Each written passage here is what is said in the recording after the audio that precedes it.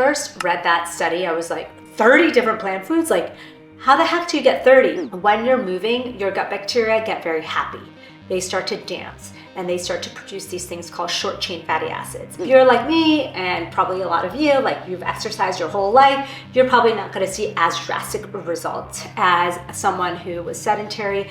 Back then, when I was pregnant, for example, I would have done things to really relieve my stress and not to be in a state of chronic stress like I was.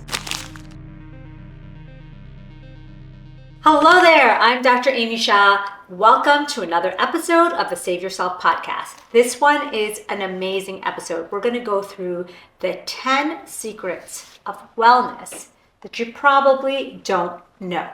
The reason why I wanted to create this episode is that I think that we hear a lot of noise, and I'm always harping on the things that work.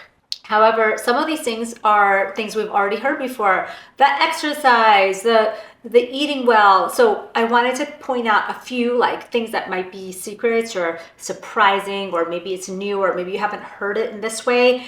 A few things that I could pull out for you that actually could help with your health.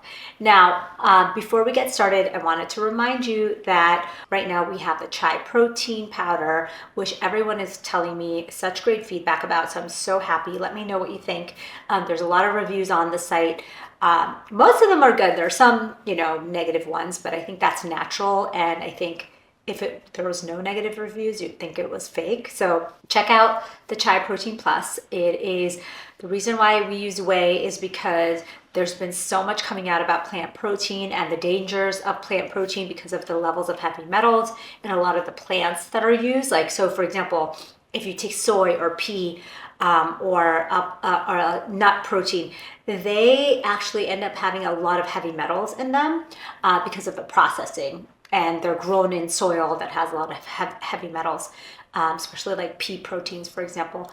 Whereas whey protein is just milk, and you don't have to process milk a lot, if you can imagine, just to make it a powder, right? So it's just less processed, and when you use microfiltered whey, it's not as tough on your stomach. So check it out if you want. I'm very excited about that. We have a lot of things coming down the pipeline that I can't wait to tell you about. So let's get into it today.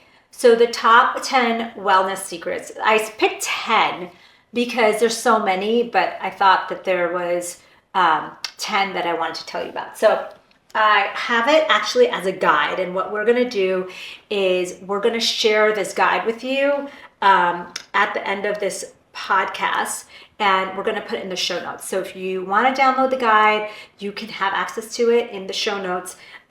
It will kind of have everything we're talking about today in kind of one place. So the number one, this is in no particular order, by the way. So the first thing is eat 30 different plant foods every single week. I know that sounds overwhelming.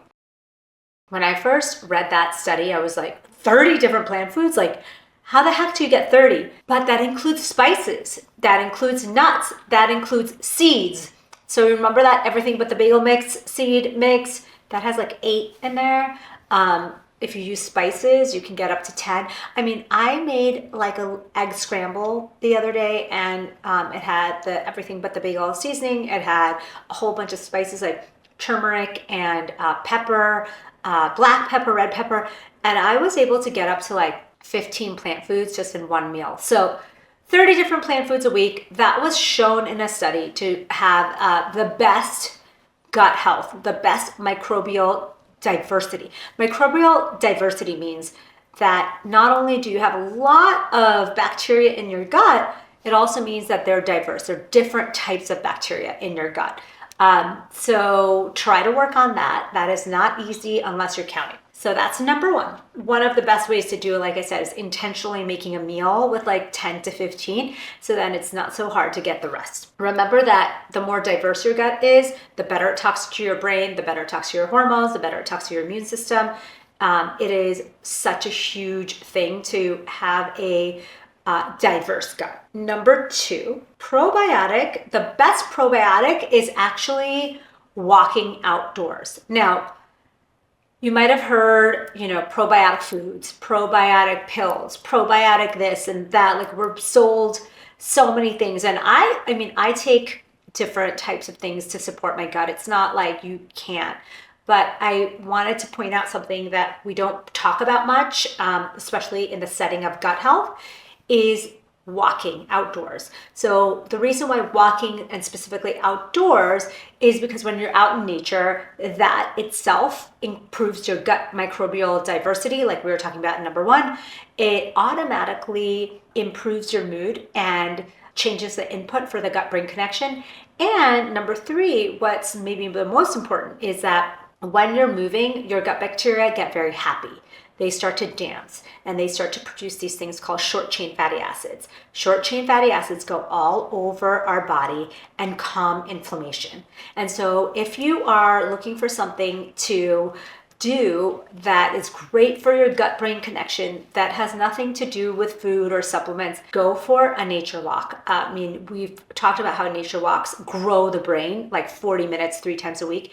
It also grows our gut, so gut and brain. So that is the power of the walk, the best probiotic you could have. We're already on number 3. We're flying through this. Number 3, magnesium. I know you've heard a lot about magnesium on the internet, but let me be the one to tell you what the studies actually show. The studies actually show that when you are on a higher magnesium diet, like 41% higher than the typical diet, that's about 550 milligrams, you can slow the aging of the brain. Slow the brain aging. That means that as we get older, our brain gets smaller, and we can tell how old it is by how small it is and the appearance. And when they looked at people's brains that ate a higher magnesium diet, they found that they aged slower than the people who had lower magnesium diets. This was especially seen in women. So the nuances I want to make you aware is that it was magnesium in the diet. Okay, magnesium in your diet. Why I want to make sure I specify that is that it could be so easy to just go out and eat a bunch of magnesium supplements. But what I'm telling you is that at least some of this has to come from diet. That's something that we don't hear a lot about on social media. We hear a lot about magnesium glycinate and biglycinate and magnesium threonate, which is great for your brain health. And I love all of them. And I take citrate, which is great for if you are constipated. The magnesium bicyclinate or the glycinate is great for women in perimenopause. It lowers cortisol, it helps you sleep. But wanted to point out that the study, especially this one, and most of the studies are looking at magnesium in the diet. So you don't want to just say, well, I'll just eat a bunch of magnesium supplements. It just doesn't work like that. So seeds, nuts, leafy greens, these are high magnesium foods, pumpkin seeds. These are things that you should be having in your diet because they are super healthy, but they also raise your magnesium level. So I wanted to tell you, like, yes, magnesium, definitely magnesium, but both sources, dietary and supplemental. So now we're on to number 4, which is heart health. So 44% of women are living with some form of heart disease. So it's still the leading cause of death in men and women. We talk so much about cancer, and we talk so much about diabetes, and we talk so much about all these stuff, but heart disease is the number 1 killer in all genders, all ages, like except for the super young people. Like everybody that has an issue, like 44% of people have heart disease and don't even know it. So there is a study. The real tip here is that it is possible to strengthen and anti-age your heart by up to 20 years using exercise. So there was this amazing study where they took sedentary individuals and they put them on a 2-year exercise plan. So they started slow, like just, sedentary individuals means like they haven't ever exercised or not like regularly. They are people who intermittently exercise or don't exercise at all. And you're taking these people and you're starting them on an exercise plan at like an age of like 40 or 50, right? So it's not easy. So they started slow. But over 2 years, they worked them up to a 4 to 5 day week workout program. So there was a mix of weight training and cardio. But the biggest thing they did, I think that they think made the biggest difference, was that they had one time a week, they had a high intensity sprint workout, just a 4 minutes times 4 heavy workouts. So that means that they use this Norwegian 4x4 method where you work out really hard for 4 minutes and then you rest for 4 minutes or more, and then you do it again 4 times. And so that, they thought when they worked them up to that level is when they saw a lot of the heart changes. And so at the end of 2 years, they looked at their heart again and they found that the heart looked more flexible, had better function. It literally looked like they had anti-aged them by 20 years. So the 60-year-old heart looked like it was 40 and the 50-year-old heart looked like it was 30. I mean, it was incredible what they were able to see in that study. I mean, I just can't even fathom that. Of course, like if you're like me and probably a lot of you, like you've exercised your whole life, you're probably not going to see as drastic results as someone who was sedentary. But nonetheless, that really got me up to doing sprints again. So if you're starting sprints for the first time, all you have to do is get your heart rate up for a couple minutes once a week. So I started with just doing the crazy eights, which is like a 30-second sprint 8 times, and then I was able to work up to like a 1-minute sprint 6 to 8 times, and then now I'm working towards like 4 minutes of high intensity, like 85 to 95% of your heart rate for 4 minutes, and then a rest. And that is something that we can all work towards. And it's like, you know, when you perfuse your heart and you like boost your circulation and you really make your heart work like that, that is when you're going to see the big changes. So that is probably a secret you haven't heard before. Number 5, connection. So there is a phenomenon that I like to call the female friendship effect. This is not just for females, but especially females, because we are wired to work in communities where our oxytocin is released when we are around other friends, especially female friends. We lower our inflammation levels, our depression levels. We are happier and healthier when we have connection and bonding. And I think it's something that we don't talk much about. And I think we live in a lonely world without connection. And so I wanted to tell you, like, if you're someone who's lonely or someone who is doing everything right, I actually talk to a lot of people, believe it or not, who actually struggle with this a lot. And it makes me really think about myself. Sometimes you get into the mode of like work, or family, and you really don't take a lot of time for your friends. But I hope that after hearing this, you realize that it's actually essential. And keeping up, having just a handful of friends that you can talk to that kind of lower your stress level, like not the handful of friends that like rile you up and make you mad or have high levels of stress, but the ones that actually, the person that you come back from hanging out with and you're like, I just feel so good. Like you just need a couple of those in your life, and there's actual medical benefits. It's life lengthening. It's good for your stress levels. It's good for your heart, your hormones, all of that, and your gut. You know, you spread gut bacteria with people that you spend a lot of time with, whether or not you are, you know, touching them or sharing food or anything. People you spend the most time with have the most gut bacteria similar to yours, and that, you know, changes your mood. That changes your personality, your cognition. So I can't say enough. So here's the action step. If there's someone you enjoy, that you spent time with, that you actually came away really feeling good, it doesn't have to be a good friend. It could be just a colleague or a Starbucks barista or a friend in a workout class, or maybe it's someone, you know, you've been meaning to reach out to. This month, schedule a quick walk, coffee date, something with them, and really experience the benefits of the FFE, the female friendship effect. All right, moving along, and I'm looking at the guide, because you're gonna get this guide and it's gonna be all written out for you. This is number 6. Dark chocolate can double your stem cells in your circulation. I think we talk a lot about supplements and exercises I don't think we talk a lot about foods, and we know that broccoli is really good for you, spinach is really good for you, mushrooms, berries. But did you know that dark chocolate, high flavonoid dark chocolate? So flavanols are like the magic compound that's in cocoa. So you want high, like dark chocolate or high flavanol chocolates. Like if you look up high flavanol chocolates on Google or on Amazon, get a bunch of different options. These are chocolates, chocolate that is less processed and has a higher level of polyphenols. These flavanols boost your stem cells in your circulation. There's studies about wrinkles or studies about healing.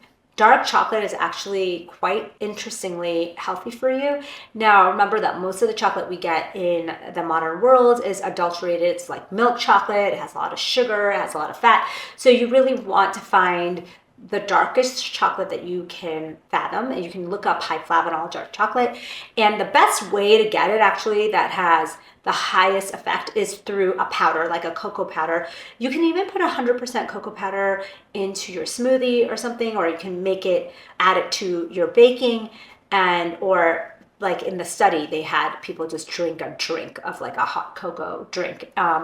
And the nice thing about the drink is that you can just add the powder, the high flavanol powder, right to water or milk, and you kind of get that effect. Water seems to be the best way to mix it, actually. So number 7, there is a study. This is something that is more like a message to the moms, or a message to the parents, or the message to the people who are going to become parents, or just some nice to think about. So when you were born, when everyone's born, they're born with all of their eggs in their ovaries. Women are, right?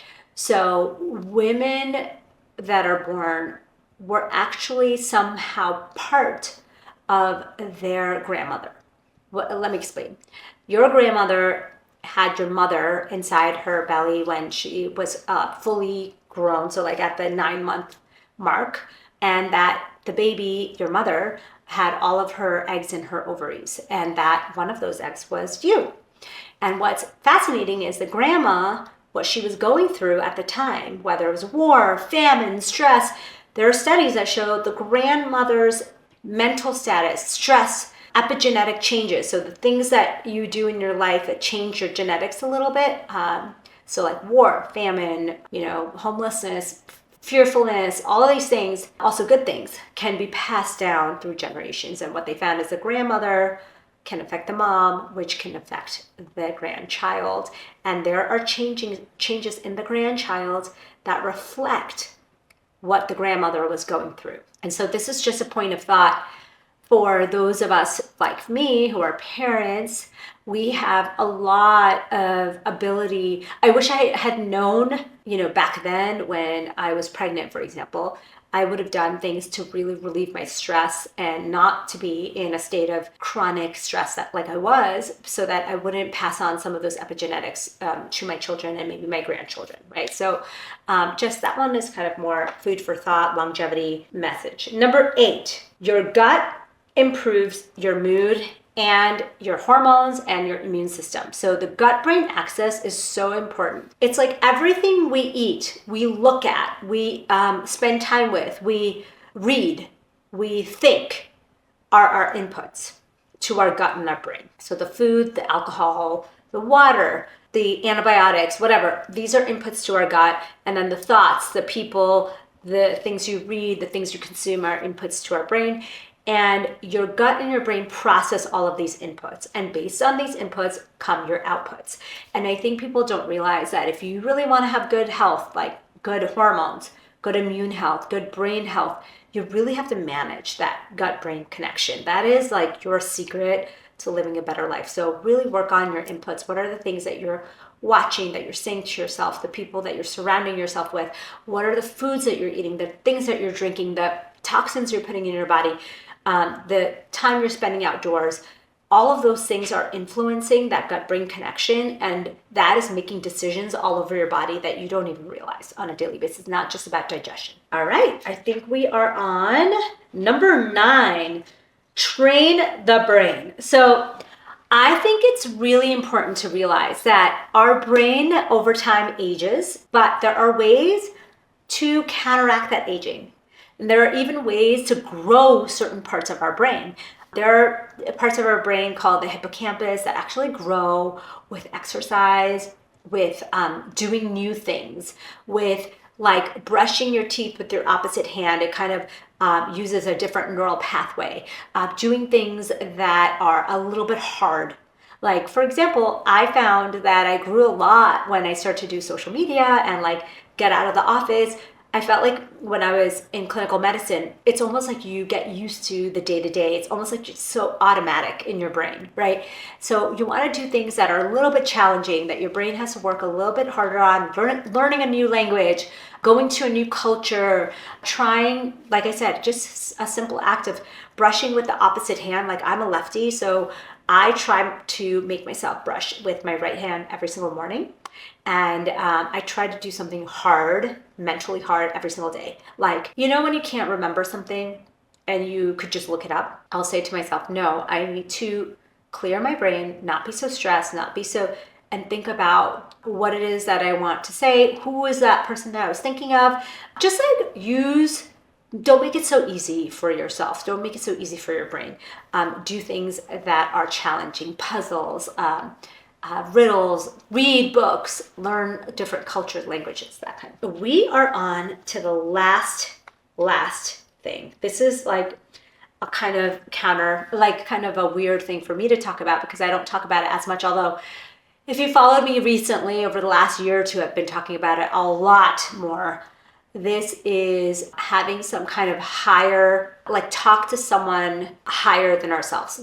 That's kind of like a hard way to say, but meaning have a belief in something, whether it's a universe, God, that there's, some kind of force out there, whatever it is that you want to believe in. Use that to relieve your stress a little bit. So what we found in studies, and I think this makes a lot of sense, is that people who believe in God, that are have a community that that are churchgoers or whatever, people who believe in something have lower stress levels. They have better outcomes when it comes to disease. Like, I know I used to work with someone that found out she had cancer, and it was really, really sad.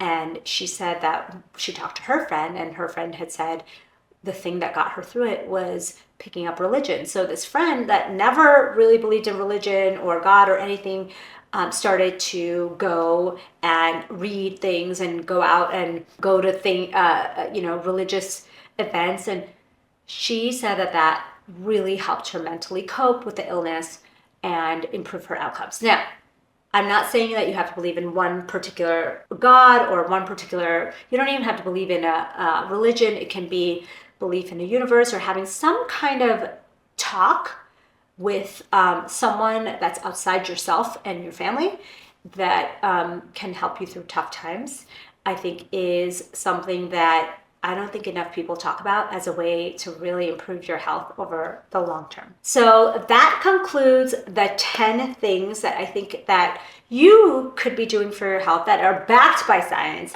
that I don't think we talk enough about. These are kind of secrets that shouldn't be secrets. I know I talk a lot about secrets that shouldn't be secrets, but these are like really it.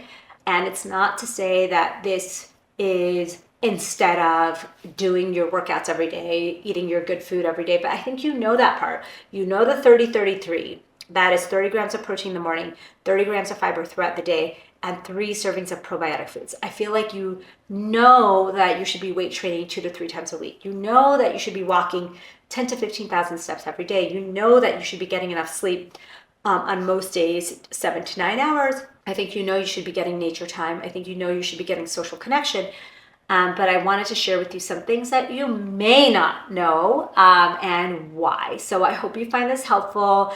If you take action on it, I would love to hear it. I would love your comments. I would love for you to share this episode. And mostly, I would love a review if you are. I don't really ever ask for reviews on the podcast, and I know there are some really beautiful ones, but honestly, that's what helps the most. Like, this is just information that can help you, but the way you can help me is by leaving a review, an honest review.